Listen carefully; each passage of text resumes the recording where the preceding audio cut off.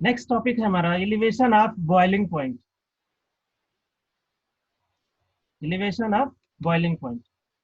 तो यहाँ पे भी हमें ये देखना है कि अगर कोई वोलाटाइल लिक्विड है और उसमें कोई हम नॉन वोलाटाइल सोल्यूट मिक्स कर रहे हैं तो उसके बॉइलिंग पॉइंट पे क्या इफेक्ट आएगा।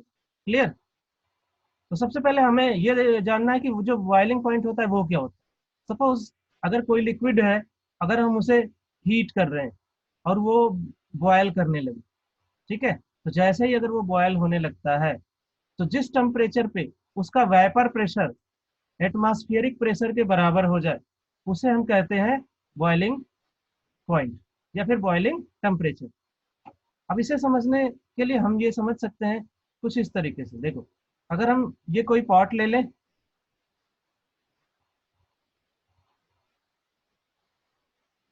देखो अगर इस पॉट में हमने ये कोई लिक्विड रख दिया, ये लिक्विड है और नीचे से आपने इसको हीटिंग दी, यहाँ से आप इसको हीट कर रहे हो। अगर आप इसको हीट कर रहे हो तो इसको अपोज कौन कर रहा है। हीट करने का मतलब ये जो लिक्विड है वो छोटे छोटे वाइपर में होके कन्वर्ट होके ऊपर उठे, यही ना। ये अगर ऊपर उठने लगे तेजी से तो आप कहते हो जी वाटर हमारा बॉयल होने लगा। भाप आपको दिखती है वाइपर्स, तो आप कहते हो बॉयल होने लगा। मतलब इस ये जो ऊपर की अपलिफ्टिंग है, अपवर्ड मूवमेंट है इन मॉलिक्यूल्स का, this is opposed by atmospheric pressure. और जैसे ही आप इसे हीट करते हो इसका जो वेपर प्रेशर इस एटमॉस्फेरिक प्रेशर के बराबर हो जाएगा, तब ये अपलिफ्ट करने लगेगा, मतलब ऊपर की तरफ मूव करने लगेंगे सारे वेपर्स। अदरवाइज जब तक ये टेम्परेचर राइज नहीं होता तब तक, जब तक ये इसके इक्वल हो जाए एटमॉस्फेरिक प्रेशर के, तब तक आपका वाटर बॉयल नहीं होता। इसीलिए जब आप बॉयल करते हो तो थोड़ा टाइम लगता है, ठीक है। तो ये तब बॉयल होता है जब ये एटमॉस्फेरिक प्रेशर के बराबर इसका वेपर प्रेशर हो जाए। तो ये चीज आपने समझी कि जो है बॉइलिंग पॉइंट क्या है। अब नेक्स्ट है कि अगर किसी लिक्विड में जो वोलाटाइल है और उसमें हम नॉन वोलाटाइल सोल्यूट ऐड कर दें, ठीक है, उसमें हम नॉन वोलाटाइल सोल्यूट ऐड कर दें तो क्या होगा। जो वोलेटिलिटी है उस बॉइलिंग पॉइंट का तो हम कह रहे हैं कि इंक्रीज होगा। बॉइलिंग पॉइंट इंक्रीज सर होगा, वेपर प्रेशर मैं डिक्रीज होगा, ठीक है। वेपर प्रेशर डिक्रीज ठीक होगा, है। बॉइलिंग पॉइंट इंक्रीज हो जाएगा, ओके सर। ठीक है। इसको फिर से समझ लो कि जैसे देखो आपके पास ये कोई पॉट है, इसमें आपने पेट्रोल रखा था। अब प्योर पेट्रोल तो वैसे ही कम ही टेम्परेचर पे उड़ने लगता है, क्लियर, उड़ने लगा। अब दूसरा, अगर हम ये कहें कि इसमें हमने कोई ग्रीस, ये ग्रीस ऐड कर दी, ठीक। आप ग्रीस ऐड करने के बाद देखते हो कि बहुत देर तक रखे रहो तब भी नहीं उड़ता है। अब आप इसको हीट करोगे तब ये उड़ेगा, ठीक है। तब ये हीट करोगे तब उड़ेगा। इसका मतलब इसका जो वेपर प्रेशर था वो कम हो गया। इसका वेपर प्रेशर करने बढ़ाने के लिए हम हीट कर रहे हैं ताकि ये वेपर प्रेशर जो ऊपर से लगने वाला वेपर प्रेशर है उस एटमॉस्फेरिक प्रेशर के बराबर हो जाए। जब ये बराबर होगा तब ये जो लिक्विड है वो अपलिफ्ट ऊपर की तरफ उठने लगेगा वेपर बन के। जब तक ये बराबर नहीं होता तब तक नहीं अपलिफ्ट होगा, ठीक है। तो वेपर प्रेशर डिक्रीज होता है, बॉइलिंग पॉइंट इंक्रीज होता है। इसीलिए हम पढ़ते हैं एलिवेशन इन बॉइलिंग पॉइंट और लोअरिंग ऑफ वेपर प्रेशर। तो अगर इसको और भी अच्छे से कहना है तो कहो elevation in boiling point is proportional to lowering तो इन सर वेपर बॉइलिंग प्रेशर। पॉइंट तो इनवर्सली प्रोपोर्शनल हुआ ना फिर। ऐसा क्यों, अगर हम ऐसे कह दें, हाँ अगर तुम ये कहना चाहते हो तो अब कह सकते हो, कह सकते हो, ये चीज कह सकते हो। अगर हम ये कहें कि टी प्रोपोर्शनल टू माइनस का पी, तो इसको हम कह भी सकते हैं कि चलो T proportional to 1/p। Sir third point में लिखा हुआ है ना आपने। हमने लिखा है वो कि third elevation point in boiling point is proportional to lowering in vapour. और ऊपर sir boiling point is proportional to. हाँ मैंने ये लिखा है था कहाँ पे, किस पॉइंट में लिखा है, first, second, third. Sir third point first third में लाइन। हमने लिखा एलिवेशन इन बॉइलिंग पॉइंट, ये वाला, the boiling point is proportional to vapour pressure ना, ये पॉइंट ना। हाँ सर। हाँ तो इसमें मैंने ये वर्ड थोड़ी ना लिखा है कि ये डायरेक्टली है या इनडायरेक्टली है, केवल प्रोपोर्शनल लिखा है, देखो। मैंने इसमें ये वर्ड नहीं लिखा है कि डायरेक्टली प्रोपोर्शनल है या इनवर्सली प्रोपोर्शनल। ठीक है। अच्छा सर, हाँ सर हाँ, ठीक इसमें ये वर्ड हमने नहीं लिखा है, ना इनडायरेक्ट लिखा है ना डायरेक्ट लिखा, हमने लिखा है केवल प्रोपोर्शनल होता है। और उस प्रोपोर्शनैलिटी को अगर बेटर समझना है तो उसको इस टर्म में समझ सकते हैं, elevation in boiling point is directly proportional to lowering of vapour pressure. Clear. तो जो बॉइलिंग पॉइंट में इंक्रीज होगा और जो वेपर प्रेशर में डिक्रीज होगा वो दोनों एक दूसरे के प्रोपोर्शनल। तो ये चीज, सेम चीज को हमने यहाँ भी लिखा है कि टीबी माइनस का टीबी। ठीक है। तो अगर हम प्योर के लिए स्टार लिखते हैं तो हमने कहा चलो इस पे स्टार लगा लो, अगर आपको स्टार लगाना है तो। ठीक है, ये भी बॉइलिंग पॉइंट है तो बी लिख लो। इज डायरेक्टली प्रोपोर्शनल टू, ये आपने राउल्ट्स लॉ में पढ़ा है कि जो है lowering in vapour pressure P star minus का पी ऑब्लिक का पी स्टार, यही तो राउल्ट्स लॉ से आपने निष्कर्ष निकाला था, इक्वल टू एक्स टू, यही ना। तो अगर हम इसे इधर ले जाए तो हम इसे प्रोपोर्शनलिटी कांस्टेंट मान ले तो हम ये कहेंगे कि पी स्टार माइनस का P is proportional to X two. Clear.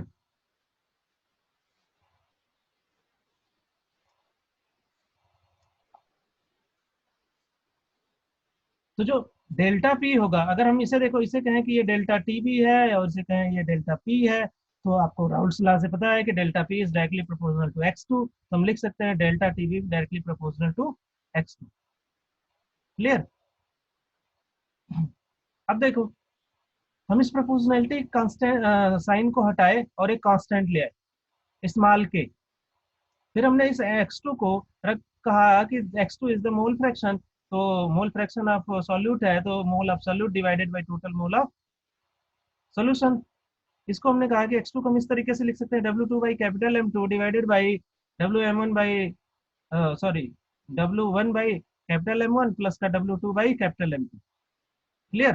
Capital M जो है यहाँ पे मोलर मास को रिप्रेजेंट कर रहा है। अब हम कहें कि अगर हमारा डाइल्यूट सॉल्यूशन है, बहुत ज्यादा डाइल्यूट है, तो हम ये कहेंगे कि जो N2 है, N2 is far less than N1। यही ना, मोल फ्रैक्शन जो 2 का होगा सॉल्यूट का होगा बहुत कम है, तो हम इस 2 वाले टर्म को स्किप कर सकते हैं। अगर इस 2 वाले टर्म को स्किप करें क्योंकि इसमें जोड़ा जा रहा है, तो हम कहेंगे कि delta T B equals to K N2 by N1, और इस N1 की वैल्यू रख दो, तो के equals to N2 by W1 M1। अब इस N2 बाई W1 को देखो, अगर इसे ध्यान से देखो तो ये क्या है, mole of solute divided by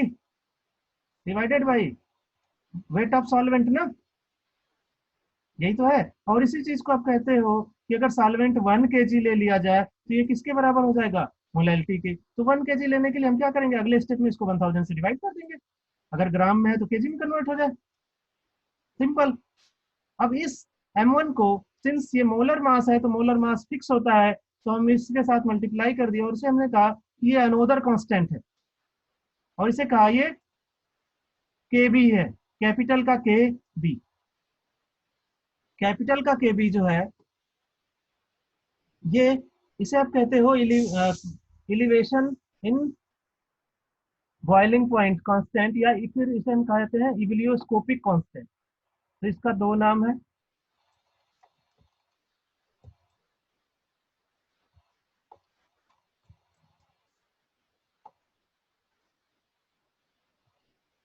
देखो उस इक्वेशन में स्मॉल के और एम कैपिटल M1 को हमने के बी लिख दिया और इसे कहा कि बॉइलिंग पॉइंट एलिवेशन कांस्टेंट है या फिर ये इबिलियोस्कोपिक कांस्टेंट है।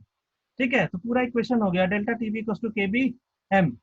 ये एम क्या है यहाँ पे, मोलैलिटी ऑफ सॉल्यूट है। ठीक है, ये इक्वेशन अभी हमने पीछे पढ़ी थी, के B into W2 by W1। हमने कहा कि इसको 1000 से अगर डिवाइड कर देंगे तो ये केजी में कन्वर्ट हो जाएगा। सिंस 1000 तो नंबर है तो ये नंबर कहाँ चला जाएगा, ऊपर चला जाएगा। मोल मोल ऑफ सॉल्यूट को हमने इसके फार्मूले में तोड़ दिया, बस W2 divided by W2 divided by capital M2, पूरे इक्वेशन को रीअरेंज करके लिख दिया। तो यहाँ से जो नेट इक्वेशन बना वो बन गया आपका ये।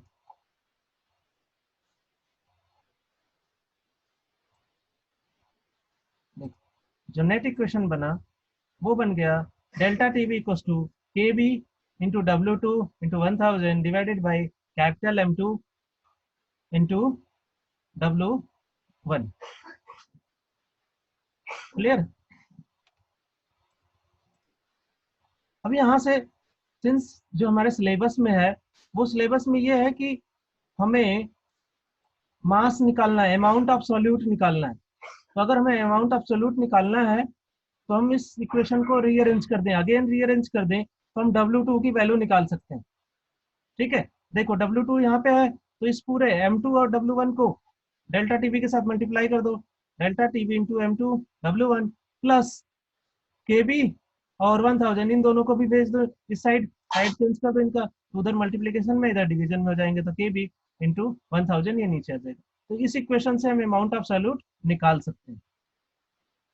अब ये तो बेहद सिंपल था, बेहद सिंपल वाला, जो आप राउल्ट्स लॉ में भी पहले पढ़े थे। और फिर उसके बाद हमने कहा कि इसका थर्मोडायनेमिक रिलेशनशिप देखेंगे केमिकल पोटेंशियल के साथ, डेल्टा टीबी और केमिकल पोटेंशियल कैसे, या फिर केमिकल पोटेंशियल से हम कैसे प्रूव करेंगे कि जो डेल्टा टीबी है वो इतना ही होगा। ठीक है, तो अब यहाँ पे हम थर्मोडायनेमिक्स की अगेन बात करते हैं। देखो अगेन हम ये कहेंगे कि अगर हमारा कोई पार्ट था और उसमें कोई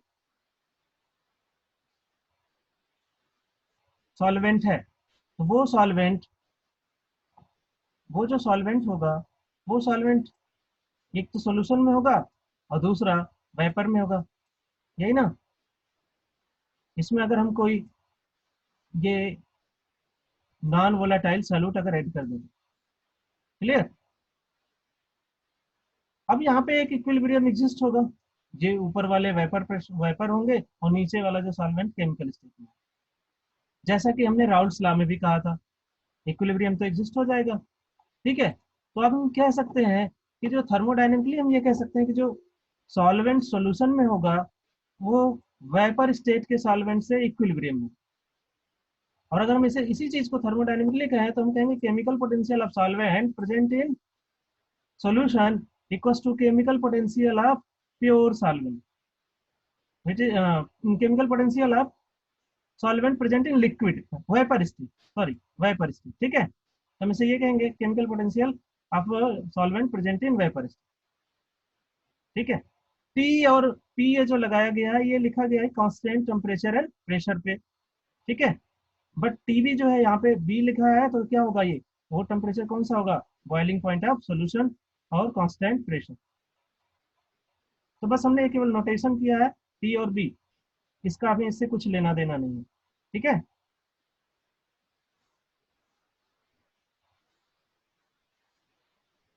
लेकिन आगे जब हम इंटीग्रेट करेंगे या डिफरेंशिएट करेंगे इक्वेशन को, तो टेम्परेचर जहां भी आएगा उस टेम्परेचर को हम इस फॉर्मेट में ले आएंगे, ऐसे फॉर्मेट में ले आएंगे कि ये केमिकल पोटेंशियल से रिलेट हो सके। ठीक है, देखो तो ये बात हो गई कि जो टीबी है वो बॉइलिंग पॉइंट ऑफ सोल्यूशन है, पी क्या है, प्रेशर। ठीक, x1 mole fraction of solvent होगा इन सॉल्यूशन, x2 की बात करेंगे तो वो mole fraction of solute in solvent होगा। अब देखो हमें जो केमिकल पोटेंशियल का इक्वेशन पहले से पता है कि अगर हमें केमिकल पोटेंशियल राइट करना है तो हम लिख सकते हैं chemical potential of solvent at TBP equals to chemical potential of liquid at constant TB and P plus का RT/ln XI। तो आप ये पढ़ते थे जो chemical potential of L equals to chemical potential of L star plus का RT/ln XI, ये आप पढ़ते थे पहले से। ठीक है, आपने ये पढ़ा है। तो यहाँ पे हमने कुछ नहीं किया, यहाँ पे थोड़ा सा हमने चेंजेस ये किया कि अगर हमने यहाँ पे कांस्टेंट टेम्परेचर एंड प्रेशर लेके चल रहे हैं दोनों के केस में, जो टी था अब उसको हम टी भी कह रहे हैं, वहां पे जो सिंपल टी हुआ करता था उस टी को हम टी भी कह रहे हैं, बॉइलिंग पॉइंट ऑफ सोल्यूशन कह रहे हैं। ठीक है, अब क्या करो कि जो ये स्टार वाला टर्म है, इस स्टार वाले टर्म की साइड चेंज कर दो, इस साइड से इस साइड चेंज कर दो। जैसे आप इसे इस साइड भेजोगे, इधर किस में है, प्लस में है, इधर आएगा तो निगेटिव में आ जाएगा। तो ये आ गया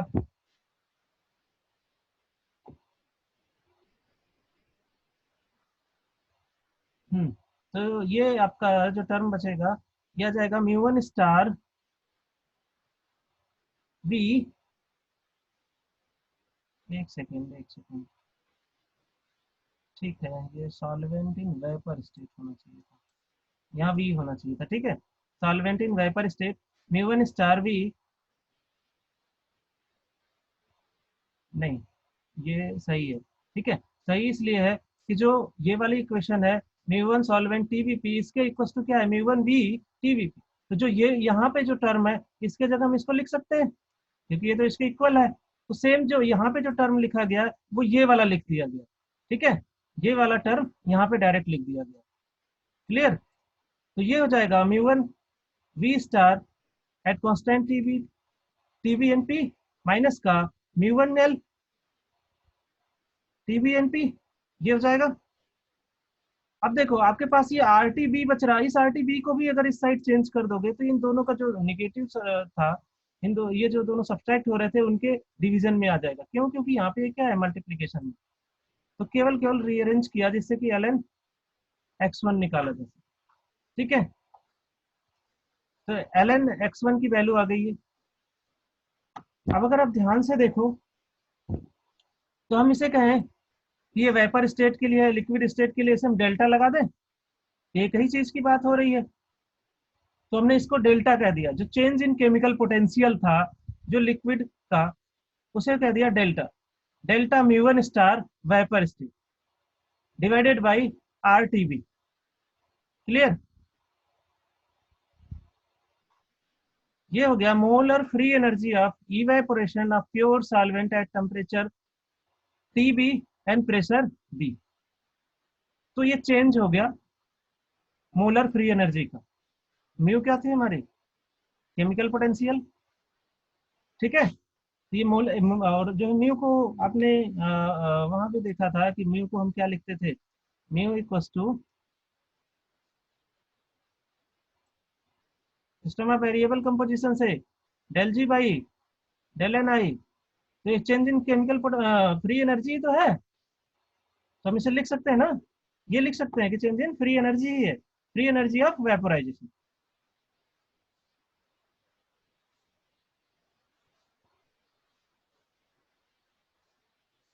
नेक्स्ट है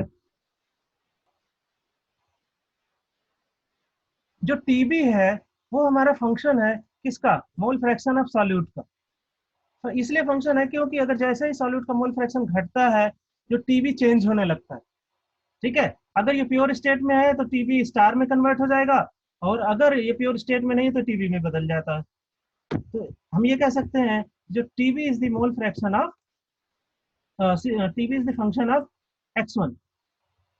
अब डिफरेंशिएट कर दो होल इक्वेशन को, जो एवब की इक्वेशन है उसको डिफरेंशिएट कर दो, ठीक है, तो हमने यहाँ पे क्या लिया, मोल फ्रैक्शन के रिस्पेक्ट में, चूंकि ये किसका फंक्शन है मोल फ्रैक्शन का, मोल फ्रैक्शन के रिस्पेक्ट में डिफरेंशिएट कर दिया, इसे लिख दिया dx1 और सेम यहाँ पे भी d बाई dx1 लगा दिया, ठीक है, तो जो r है ये तो यूनिवर्सल गैस कांस्टेंट है तो इसे पहले से ही बाहर ले लो, आपने लिखा d बाई dxi, ये टर्म मैंने लिखा, उसके बाद delta mu 1 star vaporization divided by TB, इस टीबी को हम इसके डिवीजन में लिख दिए, एक साथ ले लिया, क्लियर। अब पूरे, अब ये बताओ कि एल एन एक्स वन को अगर हम जो है डिफ्रेंशिएट करें D by D x one ले, ये कन्वर्ट हो जाता है 1/x में, ये आपको आना चाहिए, डिफ्रेंशिएशन का बेसिक फार्मूला है, ठीक है, तो ये तो 1/x1 में कन्वर्ट हो गया, ये कन्वर्ट हो जाएगा 1 में, ये हो जाएगा x1, 1/r यहाँ पे रह गया। अब ये जो पूरा टर्म था, इस पूरे टर्म में हम डेल्टा टीबी और डेल्टा टीबी से अगर मल्टीप्लाई कर दें किसी भी फ्रैक्शन में, जैसे हम 1/2 लिखे हैं और इस पूरे फ्रैक्शन में 2 से मल्टीप्लाइड कर दें और 2 से डिवाइड कर दें तो फ्रैक्शन की वैल्यू सेम रहती है। सिमिलरली हमने यहाँ पे क्या किया कि जो डेल टीबी है उससे डिवाइड भी कर दिया और डेल टीबी से मल्टीप्लाई भी कर दिया, और इस वाले को इसके नीचे ले आए, ठीक है, एक टीबी को यहाँ अंदर ले गए, एक टीबी को यहाँ बाहर रख ये ऊपर, ठीक है, मल्टीप्लीकेशन वाला। अब देखो, अब ये तो कह सकते हैं कि यहाँ पे टी भी है और यहाँ पे डी टी भी है, तो ये डिफ्रेंशिएट हो सकते हैं। तो आपको पता है कि del by del X of X की पावर -1, ये क्या होता है? ये होता है माइनस एक्स की पावर -2।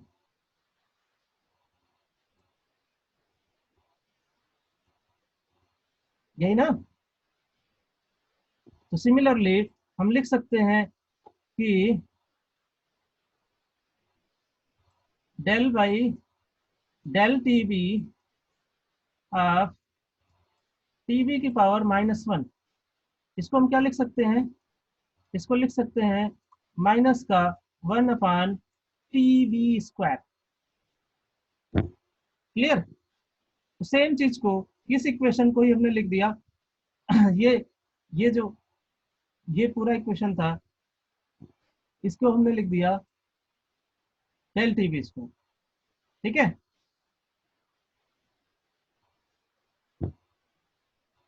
एक चीज और, अगर आप गिब्स हेल्महोल्ट्ज इक्वेशन की बात करें तो ये आपने वहां भी पढ़ा था कि mu T by del T of delta mu by T at constant P equals to minus का delta H M oblique T square. ये आपने वहां भी पढ़ा था कि अगर हम del by del T of delta mu by T दे, ये होता है माइनस का delta H M oblique T square. ये वहां पे बात हो गई थी गिब्स हेल्महोल्ट्ज इक्वेशन में। अगर नहीं पढ़ा है तो जो थर्ड लॉ ऑफ थर्मोडायनेमिक्स है, वो वाली यूनिट में ये आएगा। ठीक है, अगर मैं पढ़ाऊंगा तो वहां पे भी ये आएगा। ये होता है माइनस का delta H M oblique T square. तो सेम जो इसकी वैल्यू है, इसी की वैल्यू को हमें एबव वाली इक्वेशन में पुट कर देनी है। यहाँ पे इसके जगह हमें ये वैल्यू पुट कर देनी है।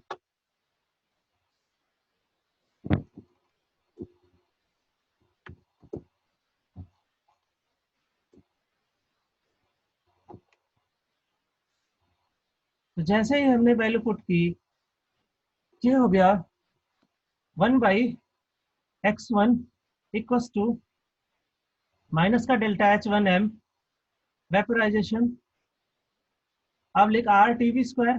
अब ये फ्रैक्शन पूरा का पूरा बचा है, डेल टी बी अब लिख del x1 eight constant P.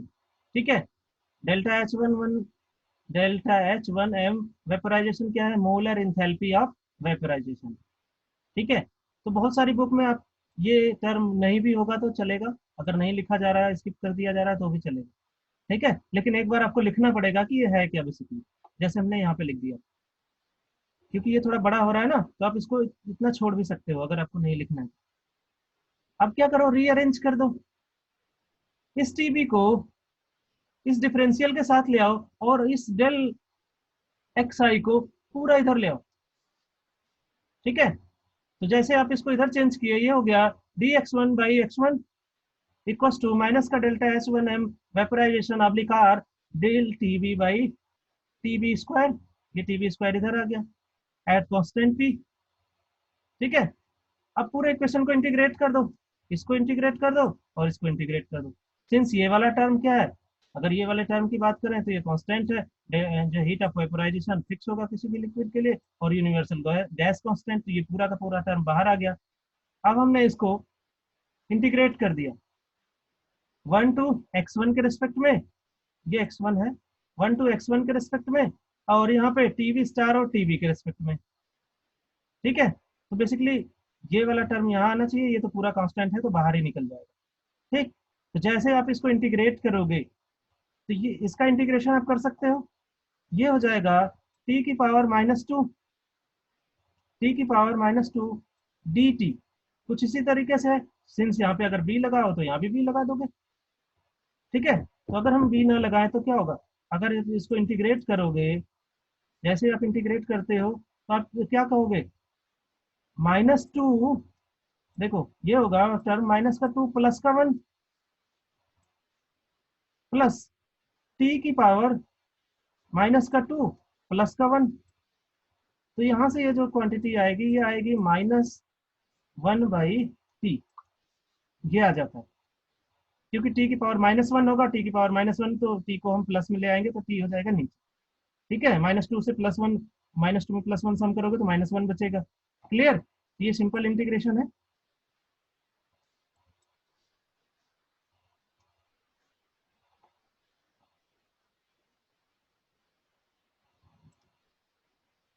जैसे ही आपने इसको इंटीग्रेट किया, सॉल्व किया, ये आ गया, तो अब क्या करोगे, आप लिमिट को भी इम्प्लाइज कर दो। लिमिट को जैसे इम्प्लाइज कर दोगे टी पे, तो ये पूरी की पूरी वैल्यू आ जाएगी माइनस का delta H1 m vaporization oblique R 1 minus T B plus का 1 अपॉन टी बी स्टार। ठीक है, तो अब क्या करो, पूरे इक्वेशन को रीअरेंज कर दो। रीअरेंज करने का मतलब, इस पूरे, ये पूरा इक्वेशन किसमें है, मल्टीप्लीकेशन में।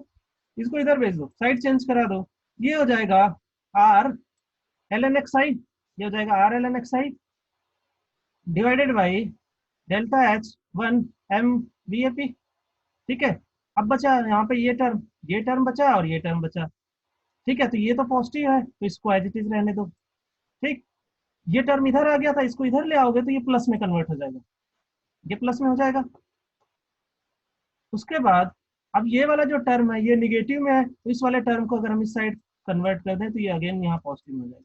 तो ये पॉजिटिव में हो गया, 1/TB equal to 1/TB star plus R L N X I divided by delta H1m vaporisation, enthalpy of vaporisation, molar enthalpy of vaporisation से डिवाइड। तो अब देखें, तो हम ये कहें कि जो टीबी है ये बॉइलिंग पॉइंट ऑफ सोल्यूशन है, टीबी स्टार है ये boiling point of pure solvent है। तो ये जो हमारा एक्सप्रेशन है ये बहुत ही इंपॉर्टेंट है, और इस एक्सप्रेशन की मदद से हम elevation in boiling point calculate कर सकते हैं।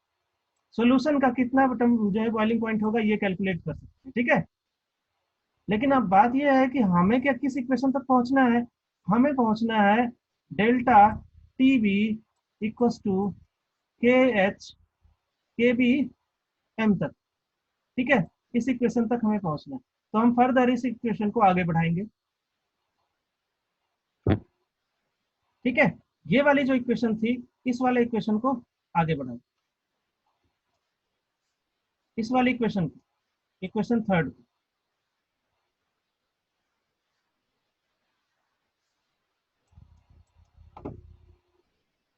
तो फ्रॉम इक्वेशन थर्ड, ये इक्वेशन थर्ड केवल एज इट इज रिटेन है। ठीक है, इस इक्वेशन थर्ड को केवल हमने एज इट इज राइट किया। यहाँ से अगर हम टीवी निकालें तो ये पूरी क्वांटिटी इधर आ जाएगी मल्टीप्लीकेशन में, ये हो जाएगा माइनस का, देखो ये यहाँ पे नीचे है तो इधर मल्टीप्लाई करोगे तो ये ऊपर चला जाएगा, ये ऊपर है तो इसको अगर साइड चेंज कराओगे तो ये नीचे आ जाएगा, तो ये आ जाएगा -RTB² upon delta H1m vaporisation, और ये हो जाएगा dxi/xi, जैसा कि ये है पहले से ही, तो ये ऐसे ही रहेगा, ये बस साइड चेंज होकर इधर आ जाएगा।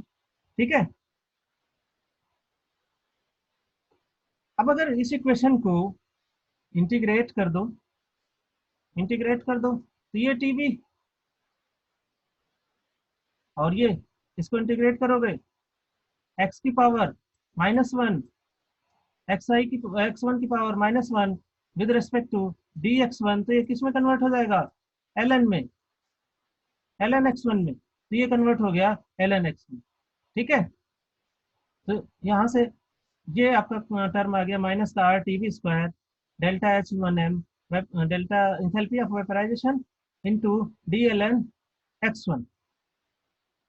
ठीक है,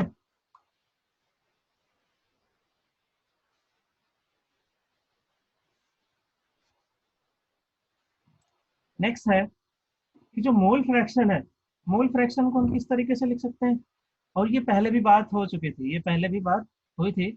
मोल fraction x1 equal to n1 divided by n1 plus n2। अगर हम कहें कि जो सॉल्यूट है वो 1 kg है, तो जो सॉल्यूट का मास हमने 1 kg ले लिया, तो ये 1 डिवाइडेड बाई उसका मोलर मास, मोल ऐसे ही निकालोगे ना, मोल कैसे निकाले थे, W1 divided by capital M1। और अगर हम पहले से ही कह लें कि ये 1 kg है, सॉल्वेंट हमारा 1 kg है, तो 1 divided by capital M1 plus 1 divided by capital M1, और इस N2 को हमने चेंज नहीं किया। इस N2 को हमने कहा कि this is the mole of solute, इसे हमने कहा कि अमाउंट ऑफ सॉल्यूट है। या फिर इसे कह सकते हो कि mole of solute, moles of solute, इसे नहीं चेंज किया। ठीक, अब यहां से क्या करो कि जो 1/m है,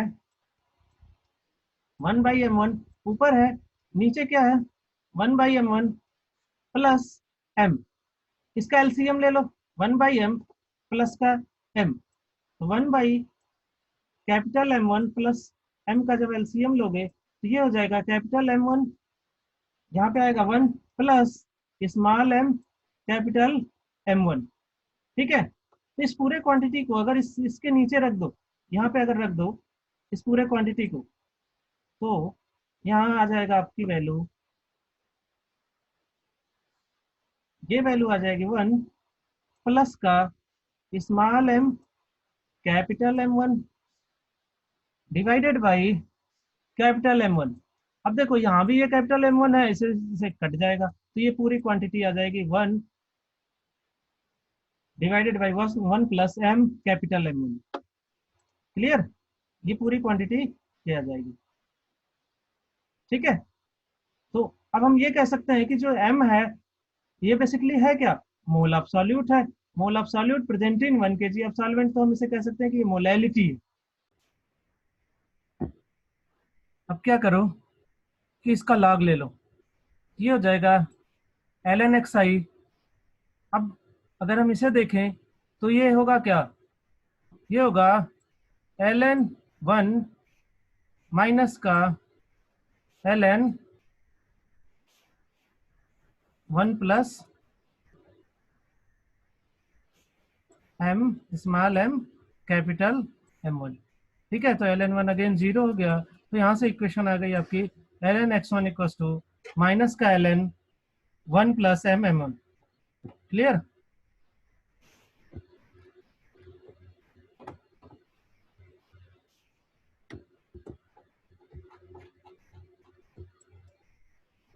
नाउ अब जो पीछे वाली इक्वेशन थी ln x1 equals to minus का ln 1 प्लस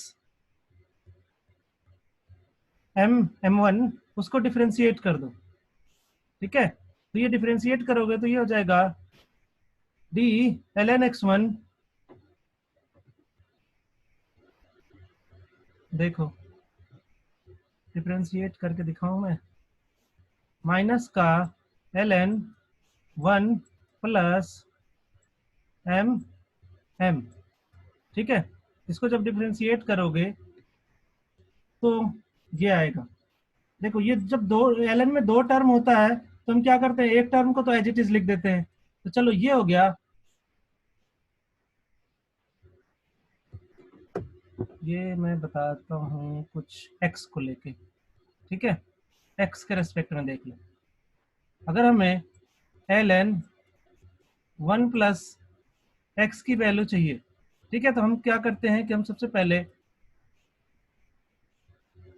इस पूरे टर्म को डिफ्रेंशिएट कर देते हैं, ये हो जाता है ln 1 प्लस x।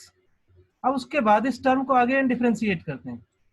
ठीक है, ये हो जाता है d by D x of 1 plus d by D x of x। अगर सपोज करो इसकी पावर है तो यहाँ पे पावर लग जाएगा, यहाँ पे भी पावर आएगा, अगर कुछ अलग है तो ये टर्म हो जाता है आपका 0। ठीक है, तो केवल केवल ये वाला टर्म बचता है डिफरेंशियल के साथ। ठीक है, तो यहाँ से जैसे हमने उसको डिफरेंशिएट किया, ये हो गया d ln x1, since minus पहले से था तो ये हो जाएगा 1, ये टर्म था देखो हमारा क्या 1 प्लस एक्स की स्क्वायर जैसा, तो यहाँ से ये बच गया 1 plus m small m capital M1, और यहाँ से ये पूरा का पूरा टर्म बच जाएगा। ठीक है, क्योंकि 1 का डिफरेंशिएट करोगे तो वो तो 0 हो जाएगा, फिर जो इधर बचेगा वो हो जाएगा mdm। तो ये भी दो टर्म है, x हमने केवल x यहाँ पे एक लिया है, यहाँ पे दो टर्म है, तो इसको भी जब डिफरेंशिएट करोगे तो एक टर्म को आप जो है कांस्टेंट रखोगे, दूसरे को d के साथ ले लोगे। ठीक है, तो ये जो m1 है, ये m1 मोलर मास है तो ये कांस्टेंट हो जाएगा, बाहर आ जाएगा और dm1 बचेगा। क्लियर, अब from equation V I N V, तो ये इक्वेशन ये हो गई और दूसरी थी वी आई। तो अगर हम वहां देखें तो उस इक्वेशन में ये ये टर्म था D L N X I, यहाँ पे था T V equal to minus का आर, ये पूरी क्वांटिटी थी, और इस क्वांटिटी की जगह था एल एन एक्स आई। तो जब एल एन एक्स आई की ये वाली वैल्यू हमने रखा, ये माइनस माइनस के साथ ये आएगा, ये माइनस, सिंस यहाँ पे माइनस लगा लो, ये मल्टीप्लीकेशन है यहाँ पे, ये जो माइनस होता है ये माइनस इस माइनस से मल्टीप्लाई होकर प्लस में हो जाता है। तो पूरा जो इक्वेशन होता है वो हो जाएगा D T B equal to R T B square divided by delta H one M vaporisation multiplied by M one divided by one plus, ये देखो ये जो m1 है ये इसके साथ आ गया है, ठीक है, ये m1 हो गया इस, तो ये m1 by one plus mm1 dm। Clear? अब हमने इस पे एक लिमिट लगा दी कि अगर सपोज करो हमारा डाइल्यूट सॉल्यूशन है, अगर डाइल्यूट सॉल्यूशन है m टेंड्स टुवर्ड्स 0, तो ऐसे केस में क्या होगा, जो टीबी होगा वो टीबी स्टार में कन्वर्ट हो जाएगा, क्योंकि अगर हमारे पास सॉल्यूट ही नहीं है तो जो सॉल्यूशन का बॉइलिंग पॉइंट होगा वो प्योर का बॉइलिंग पॉइंट होगा, तो TB will convert into TB star. दस लिमिटिंग वैल्यू डेरिवेटिव, अगर हम इसका लिमिटिंग वैल्यू डेरिवेटिव ले लें, ठीक है, लिमिट लगा दिया डेल टी बी, अब लिख डी एम, ठीक है, हमने क्या किया कि इस डीएम को इस साइड चेंज कर दिया, ये हो जाएगा डेल टीबी बाई डीएम, और उस पर हमने लिमिट लगा दी, ठीक है, लिमिट ये लगा दी कि M if M tends to zero, अगर एम जीरो की तरफ टेंस करे तो हम इस टीबी को क्या लिख सकते हैं, टीबी स्टार, क्योंकि टीबी क्या हो जाएगा, टीबी स्टार में कन्वर्ट हो जाएगा। तो पूरा इक्वेशन वही रहा, R TB star square divided by delta H one M molar enthalpy of vaporisation, ठीक है। तो यही जो टर्म है, इसी टर्म को बेसिकली, इसी टर्म को क्या कहा जाता है, इसी टर्म को इविलियोस्कोपिक कांस्टेंट हम कह रहे थे हम, ठीक है। तो हम आगे क्या करेंगे, इसी के जगह हम लिख देंगे के, के बी, इसी टर्म के जगह,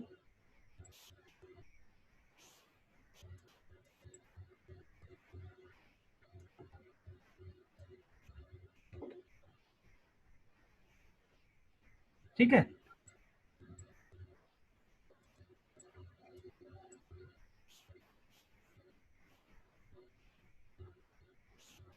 अब देखो, अब हमने तो ये लिमिट कर दिया, लिमिट करने के बाद इस डीएम को इस साइड ले आओ और इस एम को इसके अंदर ले जाओ, ठीक। तो यहाँ से आ जाएगा D T B equal to M N R T B square divided by enthalpy of vaporisation, molar enthalpy of vaporisation.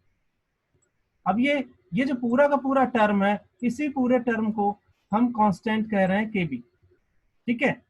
के बी इसलिए कह रहे थे क्योंकि ये इसी की तो वैल्यू थी लिमिट करने पे, ठीक है, तो इसी की वैल्यू को हमने कह दिया के बी। तो ये हो गया आपका के बी। अब यहाँ से देखो तो हम इस के बी लिख सकते हैं इक्वेशन, यहाँ से इक्वेशन बनी डी टी बी मतलब change in, D T B का मतलब change in boiling point equal to K B और डीएम। मोलैलिटी में कितना चेंज किए, तो जब अगर प्योर था तो मोलैलिटी में कितना चेंज होगा, प्योर था तो ये वन हो जाएगा ना, प्योर में तो कुछ नहीं, जैसे ही आप इसमें कोई सॉल्यूट ऐड करोगे तो चेंज होगा, और ये चेंज किस में हो जाएगा, स्मॉल एम में, ये कन्वर्ट हो जाएगा स्मॉल एम में मोलैलिटी ऑफ सॉल्यूट, ठीक है, ये हो जाएगा मोलैलिटी ऑफ सॉल्यूट। ये के बी है आपका, तो डेल्टा टी बी, अगर हम चेंज की बात करें तो इसे हम डेल्टा के टर्म में लिख सकते हैं, चेंज तो यही हुआ ना, चेंज तो यही हुआ ना, टीबी माइनस का टीबी स्टार, कितना चेंज होगा, टीबी तक जाएगा टीबी स्टार से, तो यही इसी चेंज को हमने लिख दिया डेल्टा के टर्म में लिख दिया, this will be the delta TB equal to K B, इसे हमने लिख दिया डेल्टा के टर्म में कि delta TB equal to K B M for finite value of M, अगर वैल्यू एम की वैल्यू क्या है, फाइनाइट है, ठीक है। तो यहाँ से हमने देखा कि हमने पूरे पूरे एक्सप्रेशन को पूरा का पूरा केमिकल पोटेंशियल से शुरू करके इस पूरे एक्सप्रेशन को हम ले आए, जहाँ पे हम एलिवेशन इन बॉइलिंग पॉइंट पढ़ा और उसको मोलैलिटी से रिलेट किया। अल्टरनेटिवली अगर हम सेम इक्वेशन को फाइंड आउट करना है तो अल्टरनेटिवली हम इक्वेशन जो 5 था, जहाँ पे हम इक्वेशन 5 डिराइव किए थे, उस इक्वेशन 5 से भी शुरू कर सकते हैं। ठीक है, sorry equation 4, this is the equation 4। तो हमने ये पहले स्टेप में क्या किया है कि केवल इक्वेशन 4 को ही रीअरेंज करके लिखा है और कुछ नहीं। ये इक्वेशन 4 था, ये 4 लिखा है, इक्वेशन 4 है, आप पीछे से कंपेयर करना, इक्वेशन 4 ही है। बस उस इक्वेशन में क्या था कि हमने लिखा था इस टीवी की वैल्यू लिखी थी, वहां पे हमने कुछ ऐसे लिखा था 1/TB equals to 1/TB star plus का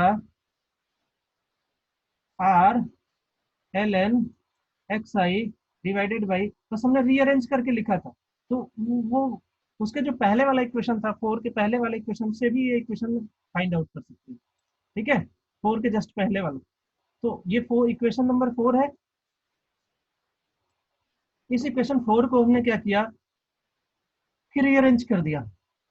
ठीक है, सॉरी रीअरेंज करने की बजाय इसका एलसीएम ले लो, तो ये हो जाएगा टीबी इंटू टीबी स्टार, ऊपर माइनस करोगे तो सिंस जो एलसीएम है वो आ गया टीबी इंटू टीबी स्टार। अब देखो यहाँ पे टीबी स्टार है तो यहाँ ऊपर क्या करेगा, जब जब इसको डिवाइड करोगे तो ये कितने टाइम्स जाएगा, टीबी टाइम्स जाएगा, और ऊपर मल्टीप्लाई करोगे 1 से तो यहाँ आ जाएगा टीबी माइनस का, सिमिलरली यहाँ पे आ जाएगा टीबी स्टार। ठीक है, तो ये आ गया पूरा इक्वेशन बराबर हो गया माइनस का delta H1 molar enthalpy of vaporisation divided by R. अब इसी को तो हम डेल्टा टीबी कह रहे थे, यही तो है डेल्टा टीबी। ठीक है, यही डेल्टा टीबी। तभी जब हम पढ़ा रहे थे तो हमने कहा था कि ये इक्वेशन 4 बहुत इंपॉर्टेंट है, जहां से आप सेपरेट बॉइलिंग पॉइंट भी कैलकुलेट कर सकते हो और एलिवेशन इन बॉइलिंग पॉइंट भी कैलकुलेट।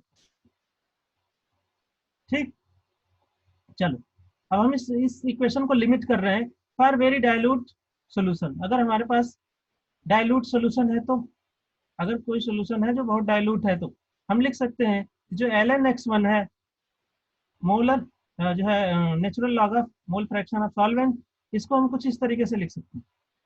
इसको हम लिख सकते हैं, ये हो जाएगा, यहाँ पे भी ln लगा लो, x2 को लिख, x1 को लिख दें 1 - x2, और अगर ये बहुत कम वैल्यू है तो ये -x2 के ही बराबर हो जाती है ऑलमोस्ट। ठीक है, ये वाला साइन लगा सकते हो, ज्यादा बेटर। तो ये हो जाएगा माइनस का x2। अब अगर हमने डाइल्यूट सॉल्यूशन लिया है तो हम ऊपर भी ये कंडीशन लगाए थे कि ऊपर जब डाइल्यूट सॉल्यूशन होगा, या फिर हमने कहा था कि लिमिट लिमिट लगा लो m → 0, तो उस केस में हम क्या करते हैं कि जो टीबी होगा वो टीबी स्टार में कन्वर्ट हो जाएगा। प्योर सॉल्वेंट होगा तो उसकी जो बॉइलिंग पॉइंट में एलिवेशन होगा वो 0 होगा। तो उस केस में जो सॉल्यूशन का बॉइलिंग पॉइंट होगा वो प्योर सॉल्वेंट के बॉइलिंग पॉइंट के बराबर हो जाएगा। तो सो दैट हम ये कह सकते हैं TB TB star equal to TB into TB star equal to TB star square. अब इस इन दो वैल्यूज को यहाँ पे रख दो, ln(x1) की वैल्यू को x2 में कन्वर्ट कर दो और टीबी टीबी स्टार को टीबी स्टार स्क्वायर में कन्वर्ट कर दो। तो ये हमने रख दिया यहाँ पे टीबी स्टार स्क्वायर और यहाँ पे रख दिया x2। ठीक है, अब हमें चाहिए क्या, टीबी चाहिए, यही ना। पूरा इक्वेशन को इधर से इधर ले जाओ, रीअरेंज करो।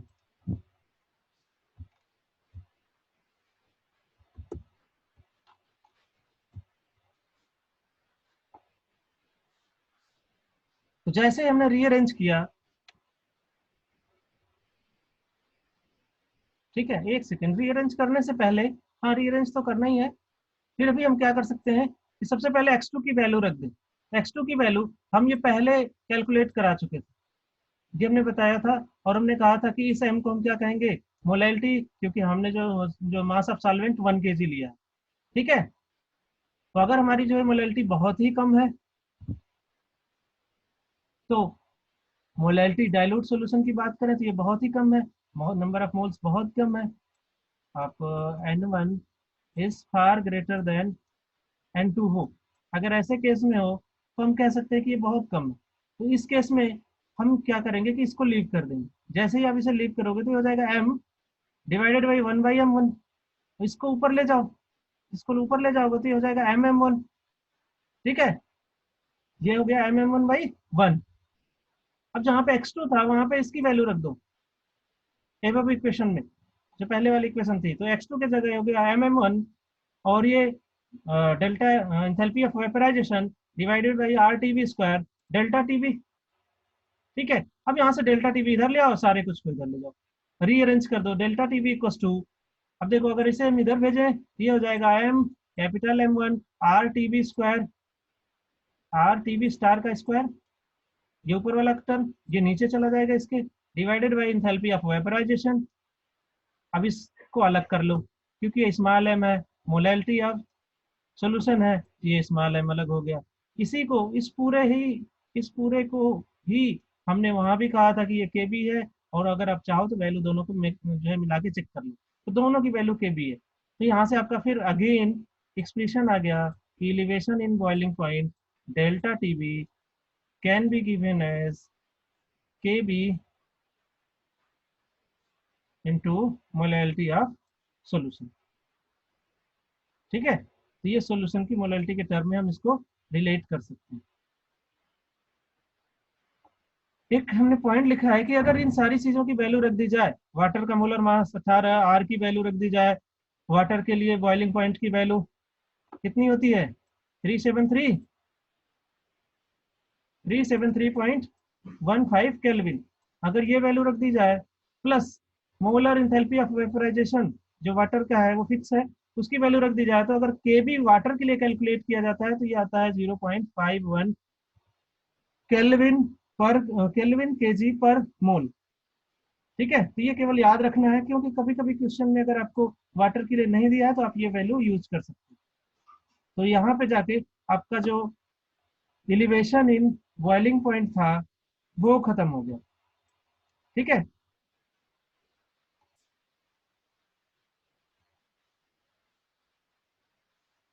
ठीक है, तो बेसिकली जब हम प्रेशर, वेपर प्रेशर और टेम्परेचर का ग्राफ खींचते हैं, तो ये ग्राफ आता कहाँ से? अगर हम ये देखें तो ये क्लैसियस क्लैपेरॉन इक्वेशन से आता है, ये क्लैसियस से आता है। आप उस क्लैसियस की और क्लैसियस क्लैपेरॉन इक्वेशन की मदद से भी आप इस इन इक्वेशंस को, एलिवेशन इन बॉइलिंग पॉइंट को भी आप निकाल सकते हैं।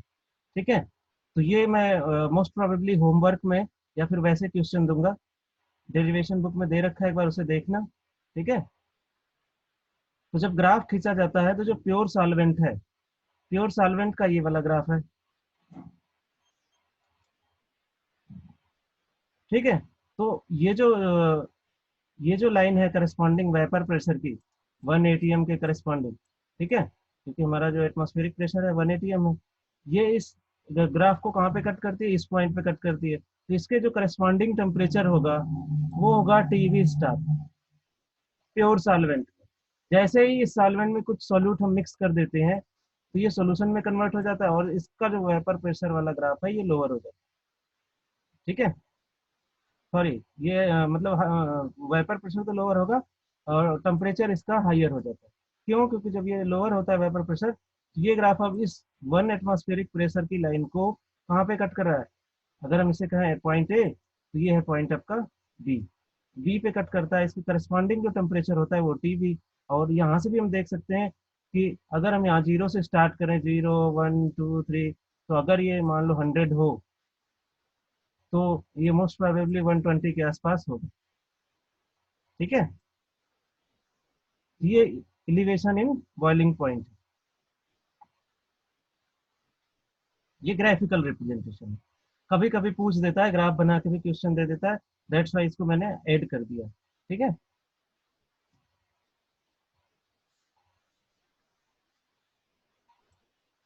नेक्स्ट टॉपिक है हमारा डिप्रेशन इन फ्रीजिंग पॉइंट। तो again we start from the freezing point, जैसा कि हम पहले भी मतलब पढ़ रहे थे, राउल्ट्स लॉ में वेपर प्रेशर को देखा, फिर एलिवेशन इन बॉइलिंग पॉइंट में बॉइलिंग पॉइंट को देखा। तो यहाँ हम देखेंगे कि फ्रीजिंग पॉइंट क्या होता है सबसे पहले।